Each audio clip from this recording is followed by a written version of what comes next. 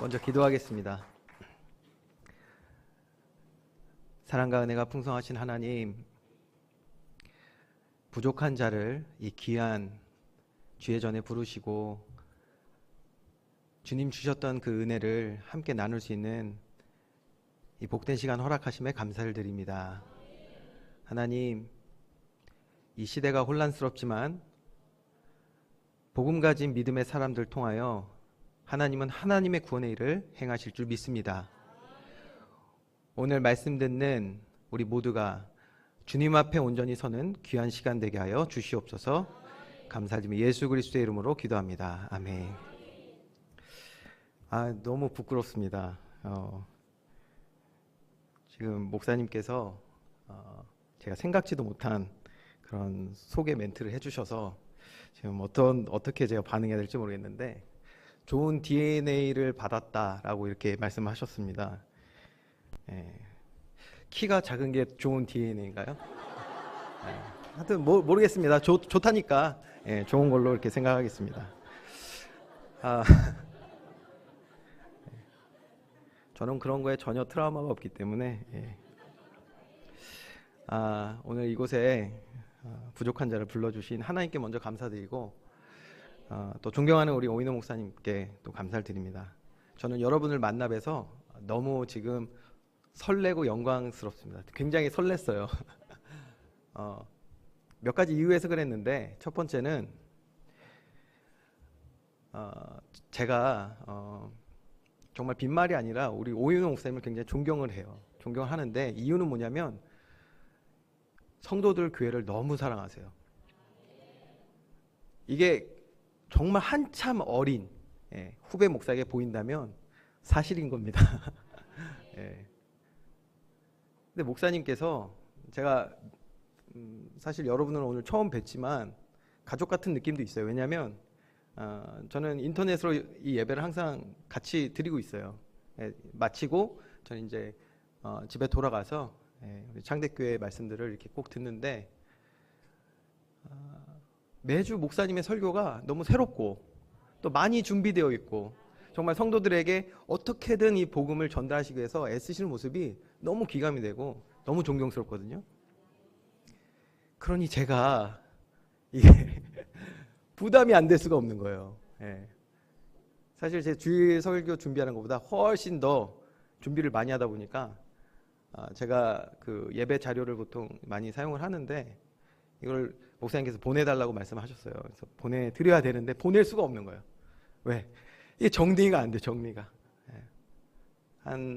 제가 보통 주일 설교를 4페이지 정도를 하는데, 그래서 주중에 제가 이제 주일 설교를 준비하다 보면 한 7페이지, 8페이지 되거든요. 그러면 그거를 이제 주말에 이제 다시 정리를 하고 그다음에 이제 설교를 하는데, 그래서 저도 저희 원로 목사님과 다르게 저도 좀 짧게 합니다. 저희 원로 목사님 좀 길게 하시는데 저는 한 35분, 40분 이렇게 합니다. 오늘은 잘 모르겠네요. 오늘은 모르겠는데, 왜냐하면 준비하다 보니까 14페이지인 거예요. 14페이지.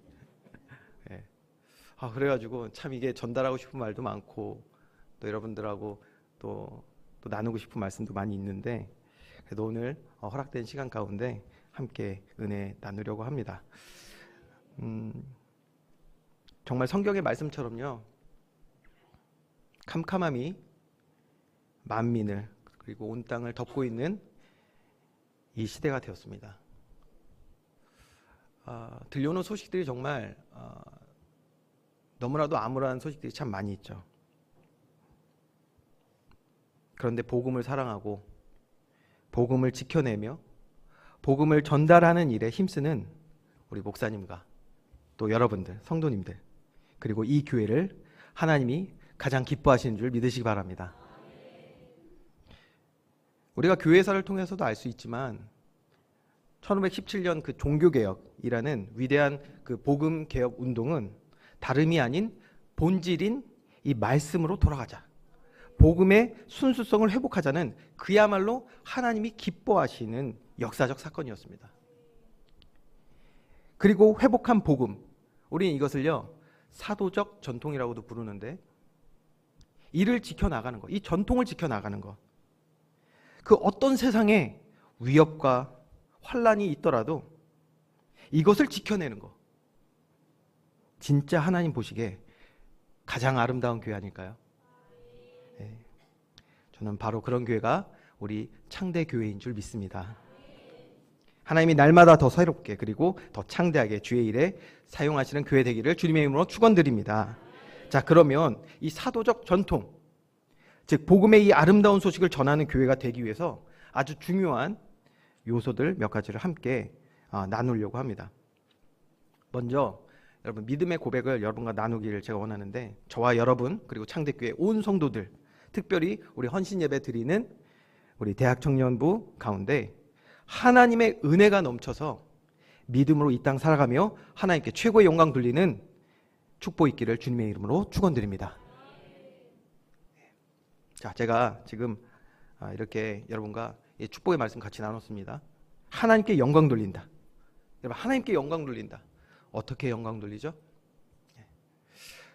제가 그 모태 신앙으로 쭉 목회자 가정에서 자라고 또 신학을 공부하고 또 여러 사역들을 하면서 간과했던 게 있어요. 그게 뭐냐면 너무나도 소중하고 우리가 지켜나가야 할 이런 사도적 전통 안에 있는 의미들을 우리가 너무 당연하게 생각하는 게 많아요. 하나님께 영광 돌린다라고 지금 아멘 하셨죠? 어떻게 돌립니까? 어떻게 돌리죠? 우선 말씀으로 보겠습니다. 히브리서 11장 6절 말씀. 히브리서 11장 6절 말씀 우리 같이 합독하겠습니다. 시작.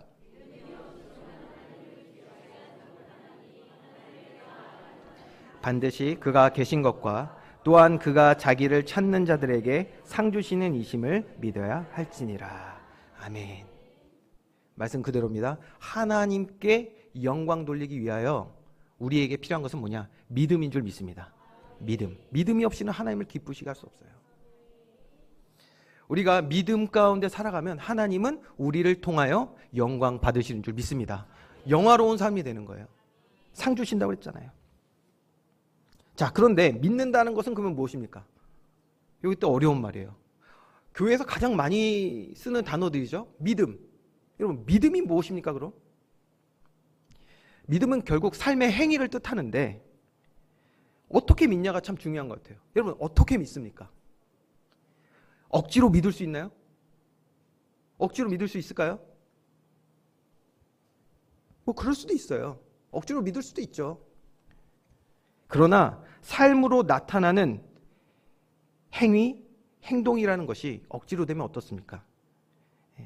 강요, 습관적으로 하게 되면 그 행위는 전혀 기쁨과 감사가 있을 수가 없습니다.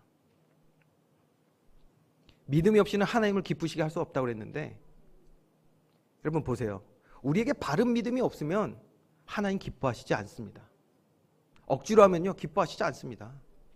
습관적으로 하면요 그 하나님께 영광 돌릴 수가 없거든요. 기쁨과 감사 없는 신앙생활이 되어서 그게 고착이 될 수가 있어요.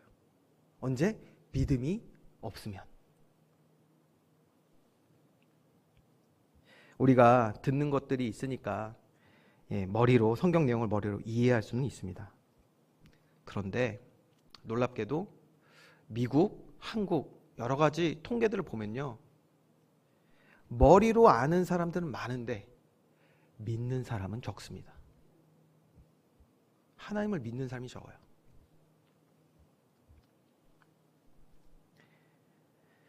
내가 믿어야지.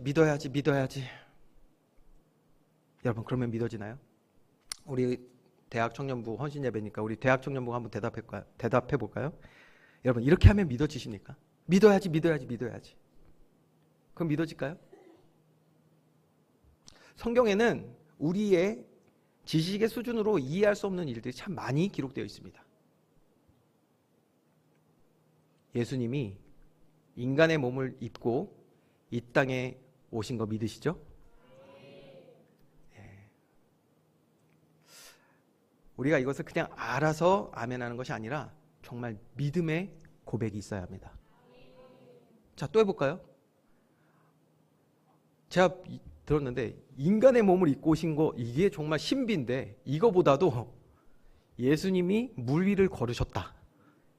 믿으십니까? 그러면 그건 잘 못 믿겠다고 예, 하시는 분들이 있어요. 여러분, 믿음이 무엇입니까? 우리가 이거를 계속 많이 들으면 믿을 수 있습니까? 안 믿어지는데 억지로 막 믿으려고 하고 있지는 않습니까? 그래서 믿음을 조금 더 쉽게 우리가 생각을 해봐야 될 것 같아요. 여러분, 믿음이라는 단어에 가장 잘 함께 표현되는 단어들이 있습니다. 3가지가 있어요. 첫 번째, 확신한다. 두 번째, 신뢰한다.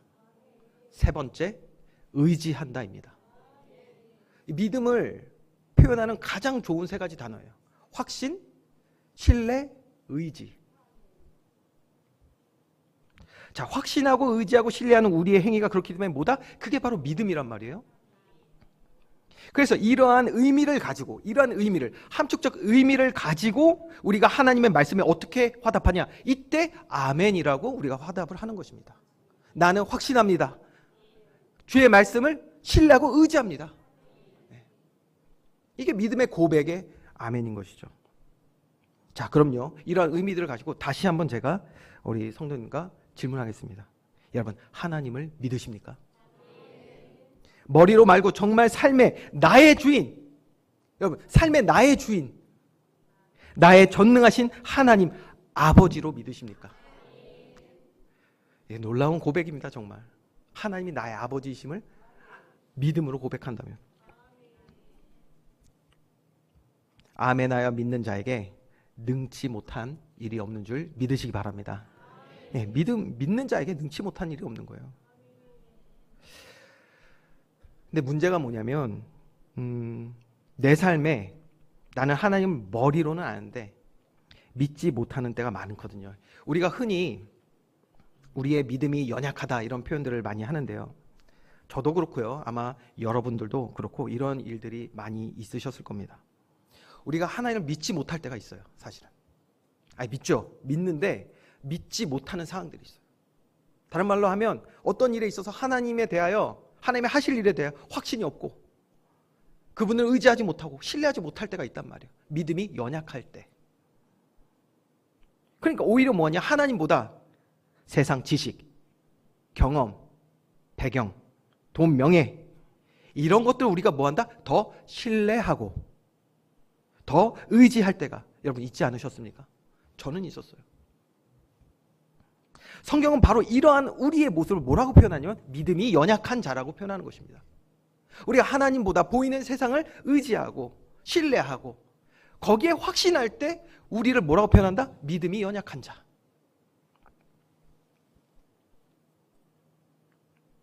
여러분, 문제 앞에, 세상 앞에 하나님을 의지하고 신뢰할 그 용기, 그 믿음에 담대함이 없는 모습, 그것이 바로 믿음이 연약한 자의 모습입니다.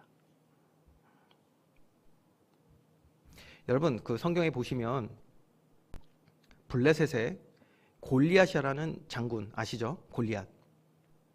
골리앗이 하나님을 조롱하던 그 처참한 장면을 여러분 다 기억하실 거예요. 그런데 그때요, 이스라엘 군대 그 누구도 그 골리앗 장수 앞에 나아가지 못합니다. 간담이 다 녹아서요, 벌벌 떨고 있는 거야. 아무도 못 나가요. 여러분, 근데 이스라엘이 누구죠? 이스라엘이 누굽니까? 출애굽의 역사와 광야의 기적과 가나안의 정복을 체험한 그 민족인데, 다시 말하면 전능하신 하나님, 말씀을 성취하시는 하나님을 체험한 민족인데, 그런데 그 하나님의 백성들이 눈앞에 보이는 골리앗 앞에 벌벌 떨고 있습니다. 여러분, 이거 잘 보셔야 합니다. 여러분, 이때 그러면 골리앗이 문제일까요? 어떻게 생각하세요? 골리앗이 문제입니까 지금? 골리앗이 아니면 그러면 간담이 안 녹을 수 있겠어요? 그게 믿음 있는 모습입니까? 여러분, 골리앗이 문제가 아닌 거예요 지금. 하나님을 신뢰하는 믿음 없음이 문제인 거예요. 그게 문제인 거잖아요. 깨달아지는 은혜 있기를 주님의 이름으로 축원드립니다. 뭐가 문제인지를 잘 봐야 되거든요. 자, 도움을 드리기 위해서 제가 제 이야기를 좀 드릴게요. 제가 딸이 셋이 있습니다. 딸 셋. 초등학교 6학년, 4학년, 그리고 1학년. 이렇게 세 딸이 있습니다. 굉장히 성경적인 목사죠? 네. 왜 이 말에 아멘을 좀 주저하시는 분들이 있는데, 생육하고 번성하여 땅에 충만하라.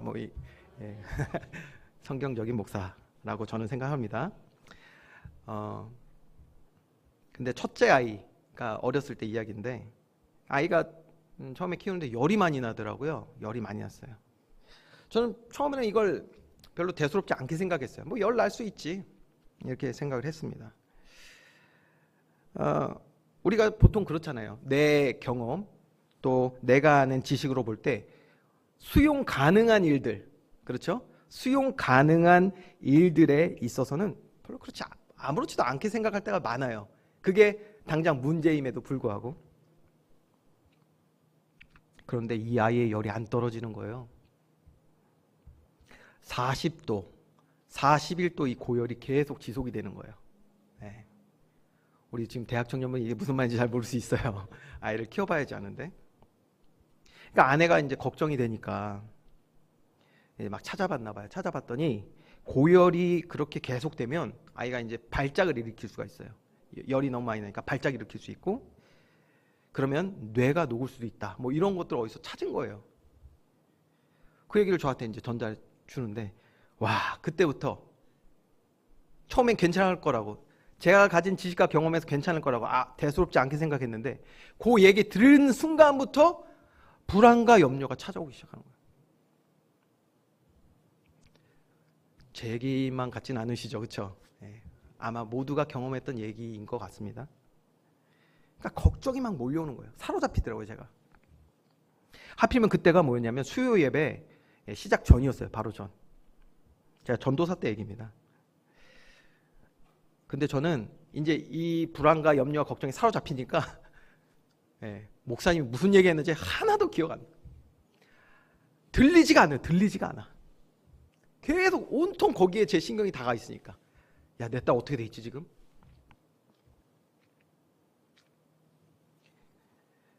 점점 더 마음과 생각이 불안과 염려와 걱정으로 사로잡혀 들어가더라고요. 그래서 제가 예배 마치자마자 바로 전화를 했어요. 전화했는데 열이 사라지면 좋겠는데 그렇지 않더라고요. 그 고열이 계속되고 있는 거예요. 제가 그래서 어떻게 했냐, 사역이고 뭐고 다 내팽겨치고 그냥, 그때 제가 이제 차량 운행하고 있었거든요. 집사님 권사님들 알아서들 가시라고. 알아서 가시라고. 나 지금 격앙되게 제가 말하면서 집으로 우선 달려 들어갔습니다. 그리고 힘들어하는 아이, 고열로 힘들어하는 그 아이와 걱정하고 있는 아내를 보면서 제가 믿음으로 하나님 앞에 기도하며 나아갔으면 참 좋았을 텐데. 한국말은 누가 그러더라고요. 끝까지 들어야 된다고. 저는 뭐 했냐? 컴퓨터로 나아갔습니다. 컴퓨터로 나아가서 인터넷을 켜고 네이버에게 물어봤습니다. 40도 고열, 돌 지난 아이, 이렇게 쳤어요. 여러분, 이것이 믿음입니까? 그렇다고 제가 하나님을 모르나요? 그건 아니죠. 하나님을 믿지 않는 것이 아닙니다. 그러나 저는 그 중요한 순간, 어쩌면 하나님을 신뢰하고 의지하여 주님 주시는 응답을 받아야 되는 그 시간에 하나님보다 세상을 크게 보며 의지하고 신뢰하고 있었던 것을 볼 수가 있습니다. 믿음이 연약한 거예요.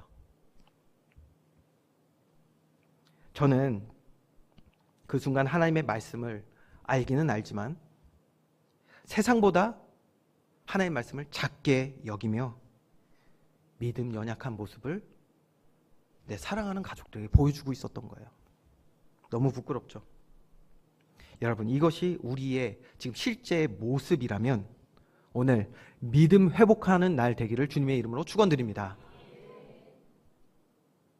자, 그래서 같은 의미에서 여러분, 삶에 특별한 문제가 없고 혹 있어도 내가 감당할 만한 그런 것들이라고 생각하며 그냥 사는 것도 진정한 의미에서는 그 평안이 아닙니다. 그렇잖아요. 그냥 내가 감당할 수 있다라고 생각할 뿐인 거예요. 그게 믿음입니까? 아니라는 것이죠. 왜냐? 하나님을 찾지 않고요. 믿는 자는 하나님을 찾게 돼 있는데 하나님 찾지 않아요. 하나님이 주시는 참된 평안을 누리지 못합니다. 또 다른 제가 얘기를 드릴 거예요. 제가 이제 신학 공부를 할 때 비교적 최근입니다. 제가 2016년도에 이제 유학을 나갔다 왔거든요. 제가 신학 공부를 이제 좀 더 해야겠다는 생각이 들어서 가족들 몰래 사역하면서 유학을 준비했습니다. 그런데 제가 그때 준비하면서 이런 기도를 했어요. 어떻게 기도했냐? 하나님, 내 삶에 하나님을 전적으로 의지하고 신뢰하는 믿음의 시간들 허락해 주시옵소서 라고 기도를 했어요. 잘못된 기도를 한 거예요. 왜 잘못된 기도냐? 물론 결과적으로는 너무나도 은혜 누리는 시간이었지만 정말 하나님을 신뢰하고 의지할 수밖에 없는 사건들이 몰려오기 시작하는 거예요. 여러분, 기도 잘 하셔야 됩니다. 네. 진짜 처음부터 시작부터 끝까지 많은 일들이 있었는데 좀 뭐 말씀 다 드릴 수는 없고, 핵심은 타지에서 정말 어떤 환경적 배경이나 의지할 것 없으니까 정말 하나님께만 오로지 매달려야 하는 그런 사건들이 많이 일어나게 됐습니다. 그래서 정말 하나님을 깊이 신뢰하고 또 참된 평안을 얻게 하시는 그런 시간들이 오게 되는데, 그 가운데 있었던 일입니다. 제 셋째, 지금은 초등학교 1학년이에요. 그 아이는 미국에서 태어났는데 그런데 그 아이가 이제 우리 아이를 가졌을 때 문제가 있다는 걸 알겠어요. 아이에게 문제가 있더라고요. 한 3달 정도 됐나 해가지고 이제 그 정밀 초음파를 하러 이제 병원에 갔는데 문제가 뭐냐면 아이 폐에 물이 차 있는 거예요. 처음에는 저도 그냥 그런가 보다 했어요. 뭔지 모르니까 폐에 물이 차 있을 수도 있나? 뭐 이 정도 생각했습니다. 근데 병원에서 진료 예약을 많이 잡더라고요. 미국은 병원 예약을 쉽게 할 수 있는 곳이 아니거든요. 근데 굉장히 많이 잡아줘요. 야, 뭔가 이상하다. 이게 미국에서 이게 쉬운 일이 아닌데. 그래서 기회가 돼서 제가 물어봤습니다. 이거 뭐 좀 심각한 거냐고 이렇게 물어봤어요. 그랬더니 이렇게 말을 해주더라고요. 폐에 물이 차는 거는 폐에 구멍이 나 있어서 찰 가능성이 높은데 아직 아이가 그 장기들이 너무 작아서 이게 잘 볼 수가 없다. 그러니까 조금 더 시간을 가지고 나중에 봐야 된다. 이렇게 얘기를 하더라고요. 그래서 알겠다. 예. 그러면서 계속 그 기간 동안 뭐 매주 그때 제가 막 그 논문도 쓰고 이럴 때인데 새벽 1시, 2시까지 책 보고 글 쓰고 이래야 됐거든요. 그런데 그런 와중에 일주일에 4번, 5번을 병원을 가야 되는 거예요.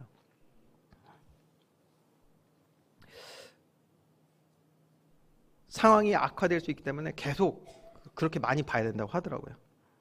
그리고 한 6개월쯤 된 시점에 하루는 진찰을 이제 갔는데 좀 다른 나라고 좀 특별하더라고요. 왜냐면 예약을 잡아주는 곳이 저희 담당 선생님이 아니라 다른 데다가 옆 동에 있는 다른 데다가 예약을 잡아요. 거기 갔습니다. 거기 이제 리큐라고 부르는 곳이었는데 여기가 뭐냐면 어린이 중환자실 같은 곳인 거예요. 예, 집중치료실 같은데 여기를 저희한테 안내하는 거예요. 그러면서 그 가이드하는 사람이 아직도 생각나. 너무 황당해. 여기 참 시설 좋습니다. 뭐 이런 얘기하고. 예. 투어 시켜주는. 이 벽면에 있는 사실도 보이시죠? 이 아이는 이 리큐에서 6개월 있었고요. 이 아이는 3년, 이 아이는 8년. 뭐 이런 얘기를 저한테 해주는 거예요. 그간에도 제가 뭐 기도는 안 했겠습니까? 기도했죠. 그런데 그런 얘기 듣는데 제 마음에 평안과 기쁨과 감사가 있냐? 아니요. 더 염려 걱정되죠. 이 아이가 지금 중환자실에 들어갈 수 있겠구나. 이 아이가 여기서 7년이고 8년이고도 있을 수 있겠구나. 여러 가지 이제 염려 걱정이 저에게 찾아왔습니다. 그리고 하나님은 그러한 가운데 더 집중하여 하나님께 기도하는 시간들을 저에게 주셨어요. 자, 이제 아이가 나오는 당일이 되었습니다. 폐에 물이 빠지기는커녕 더 많이 차 있었어요. 그래서 상황이 안 좋아서 예정일을 2주를 앞당겨서 이제 촉진제를 맞고 이제 아이가 나오게 됐습니다. 그때 분만실에 아직도 기억나는 게 의사 한 15명이 들어와 있었어요. 그러니까 이제 그 분만실 의사뿐만이 아니라 그 중환자실을 다뤄야 되는 의사들도 와 있었습니다. 왜냐하면 폐에 물이 차 있으면 그 탯줄로 연결돼 있을 때는 상관이 없는데 나올 때 호흡을 못 하게 되는 거예요. 물이 차 있으니까. 그러면 이제 아이가 이제 사망에 이를 수도 있기 때문에 이제 그런 상태가 있었습니다. 그런데요, 아이가 태어났는데 너무나 감사하게 호흡을 너무 잘하고 또 크게 울며 건강히 태어났습니다. 더 놀라운 사실은 그 다음날 정밀 검사했는데 그 많던 물이 차트에 하나도 없는 거예요. 싹 다 사라졌어. 이때 그 의사 간호사들이 저희들한테 이렇게 말했어요. 이거 기적이라고. 하나님이 도우셨다. 이렇게 얘기를 하시더라고요. 너무 감사하고 큰 응답이었습니다. 그렇죠? 그런데 저에게 그리고 제 아내에게 진짜 기적은 그게 아니었어요. 하나님을 믿는 믿음을 이미 우리에게 주셨습니다. 제가 아까 전에 그 중환자실 소개받았던 때 있다고 그랬죠. 그리고 집중적으로 기도한 시간이 있다고 말씀드렸잖아요. 정말 그때 제 불안과 염려는요 최대치에 달했어요. 미치겠더라고요. 하나님께 엎드려 눈물로 기도하는 가운데 하나님이요 예배 가운데서 말씀과 찬양 가운데 임하시는데 정말 놀라운 체험을 하게 됩니다. 놀라운 체험을. 말씀으로 저희 가정을 위로하시는데요. 또 교회 설교 말씀을 통해서 하나님을 신뢰하고 의지하라는 말씀을 계속해서 주시는 거예요.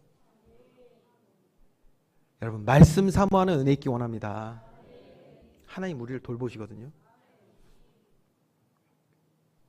심지어 그 주간에요 새로운 찬양을 배우게 됐어요. 새로운 찬양을.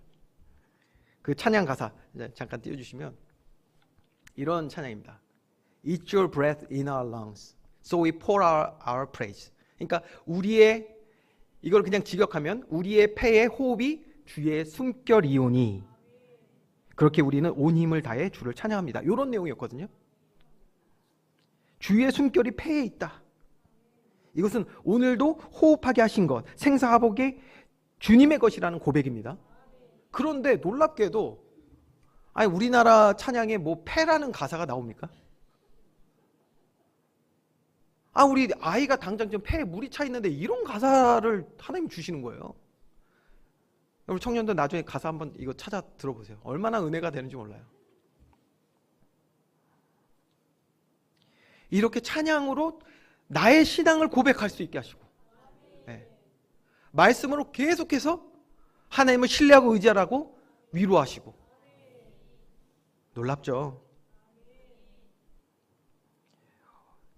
그때 얼마나 하나님이 나에게 제 마음과 생각에 확신을 주시던지. 상황이 나아진 거 하나도 없었어요. 물은 더 찼다니까요. 그런데 이미 저는 하나님을 믿는 믿음이 있었어요. 그러니까요. 그런 속에서 제가 어디까지 갔냐? 생사화복이 주의 손에 있고 주님이 기쁘신 뜻을 이루신다 라는 믿음의 고백을 제 입술로 하고 있더라고요. 이미 어떻게 돼도 이미 하나님 하신 일에 선하심을 믿는 자가 되어 있었던 거예요. 긴장이 안 되진 않았습니다. 그 아이가 태어날 때 긴장이 되죠. 그러나 이미 하나님을 신뢰하는 믿음 가운데 아이를 이렇게 출산하게 되었고 아이는 건강하게 지금도 잘 자라고 있습니다. 자, 그러면 우리가 기억해야 할 것이 있습니다. 우리가 하나님을 믿는 이 자발적이고 의지적인 행동은 어디서부터 오냐? 확신으로부터 오는데 그럼 이 확신이 어떻게 주시냐? 바로 말씀을 통해 우리의 찬양을 통해 주를 위한 헌신과 봉사를 통해. 그러면 이 시간이 무엇이죠? 바로 주님과 깊이 교제하고 만나는 모든 예배의 시간을 통하여 우리에게 믿음의 확신을 주시는 줄 믿으시기 바랍니다. 예배를 통해서요. 그래서 우리는 다른 거 아닙니다. 예배를 통해서 은혜를 받는데 힘써야 합니다. 오늘 이 시간에도 하나님은 우리에게 은혜를 주시는 줄 믿습니다. 여러분, 그러면 또 제가 좀 질문을 많이 하는 스타일이거든요. 죄송합니다. 예. 제 아내가 그래서 되게 싫어하더라고요. 질문 많이 한다고. 그러나 저러나 저는 질문을 합니다. 여러분, 그러면 은혜는 무엇입니까? 정말 많이 쓰는 단어죠? 은혜. 아까 영광, 믿음, 은혜. 은혜는 무엇입니까? 저는 저희 교회만 그런 줄 알았는데 정말 말씀만 인터넷에 쓰더라고요. 여러분 만나는데 이 가운데 정말 은혜가 충만합니다. 은혜 충만한 교회예요, 정말. 예. 제가 어떤 의미에서 이렇게 말했냐?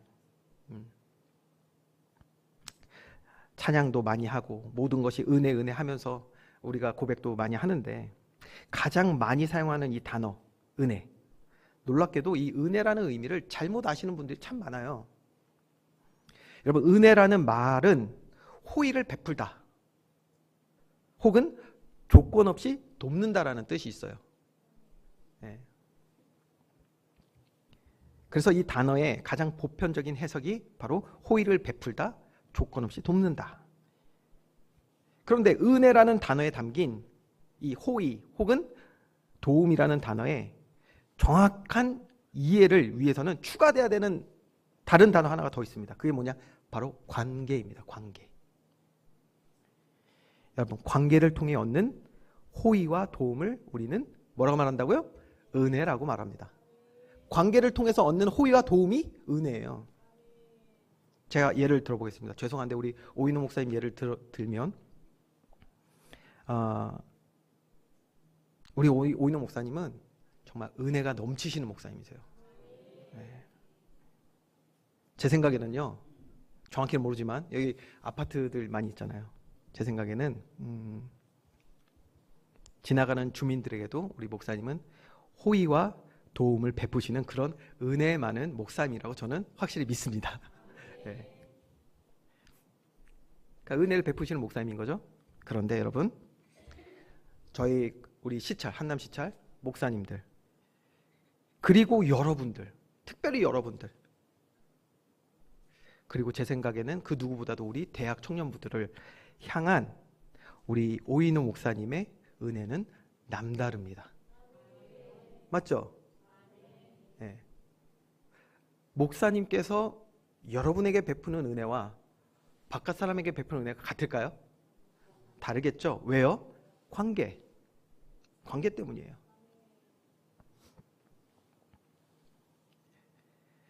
이 관계에는 그렇기 때문에 사랑이라는 아주 특별한 감정이 들어갑니다. 네. 사랑. 우리는 하나님의 은혜를 신학적으로 이렇게 말합니다. 일반 은혜와 특별 은혜.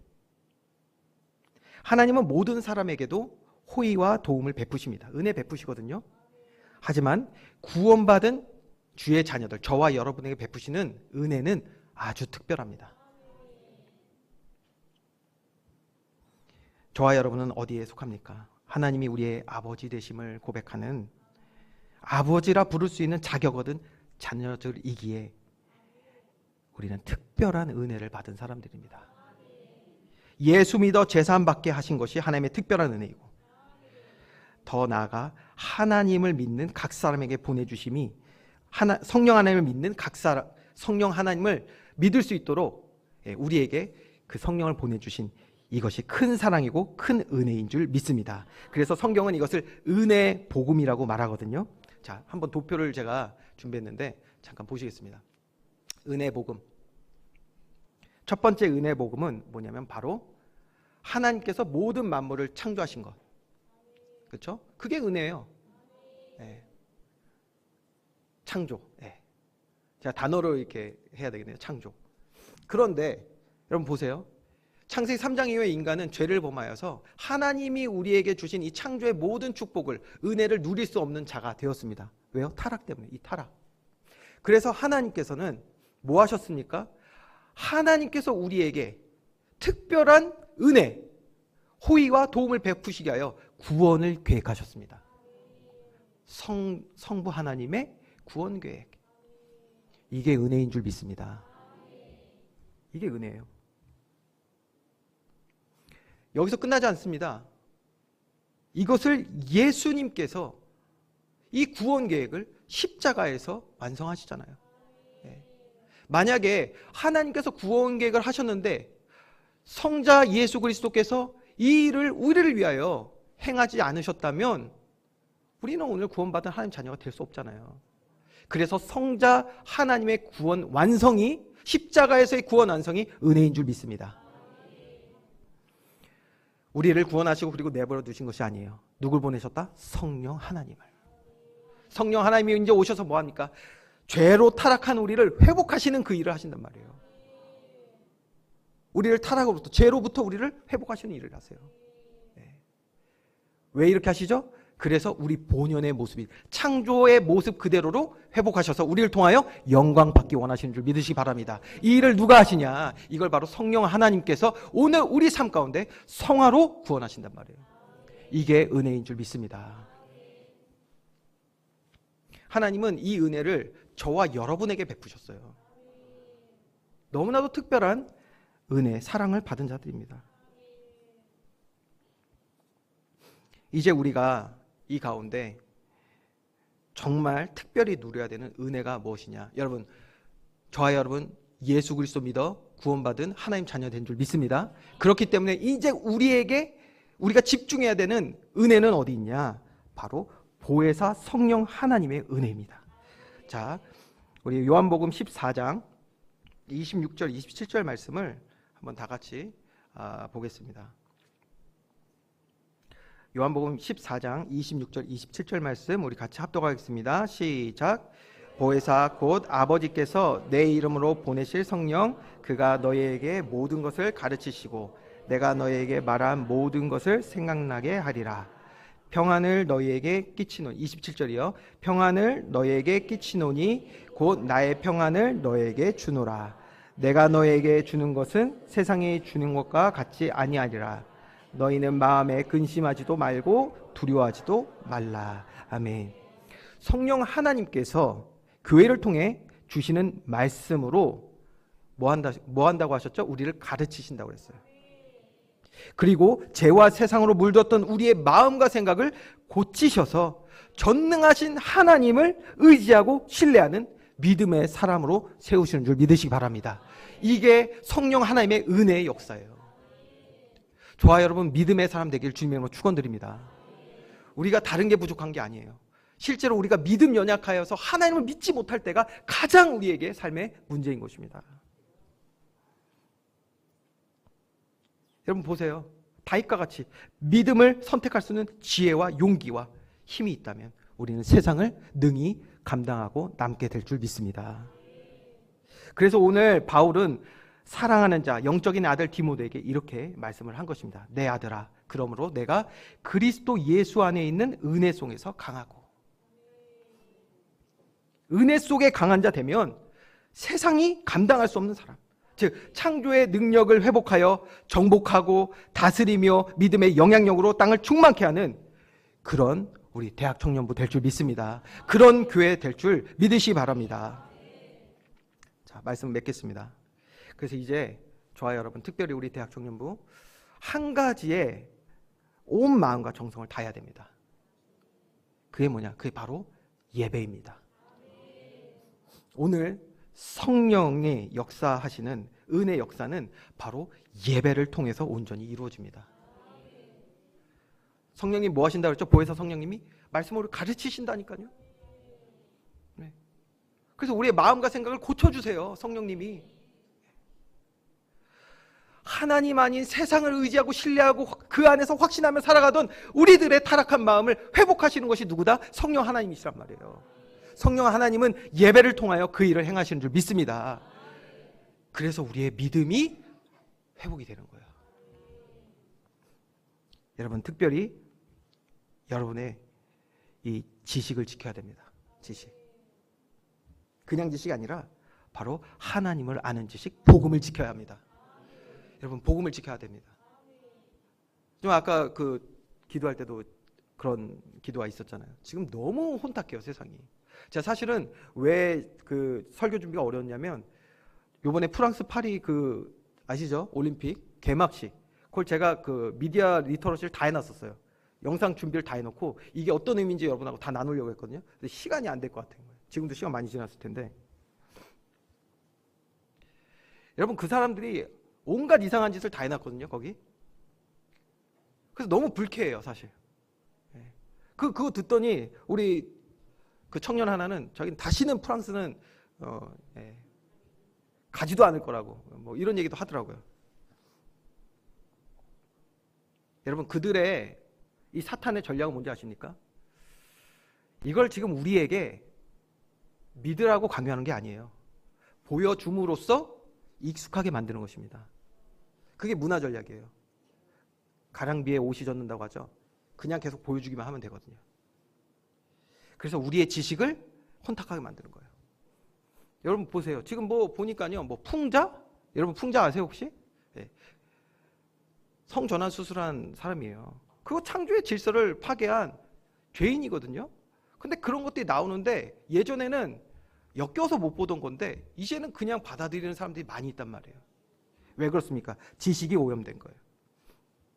복음을 지켜야 되는 줄 믿으시기 바랍니다. 지금 우리의 지식을 세상의 것으로 물들이니 너무나도 사악한 죄악된 것들이 많이 일어나고 있습니다. 그러나 하나님이 사용하시는 교회, 은혜 속에 강한 우리 창대교회, 온 세대가 믿음으로 세워져서 강하고 담대히 복음으로 살아가고 지켜내고 또 전달하는 교회, 이 사도적 전통을 이어가는 교회 될 때 하나님이 기뻐 모든 복을 충만케 하시고 사용하시는 교회 될 줄 믿습니다. 특별히 이러한 믿음과 전통을 이어가 은혜 속에 강하게 또 담대하게 세워지는 다음 세대, 특별히 우리 대학 청년 되기를 주님의 이름으로 축원드립니다.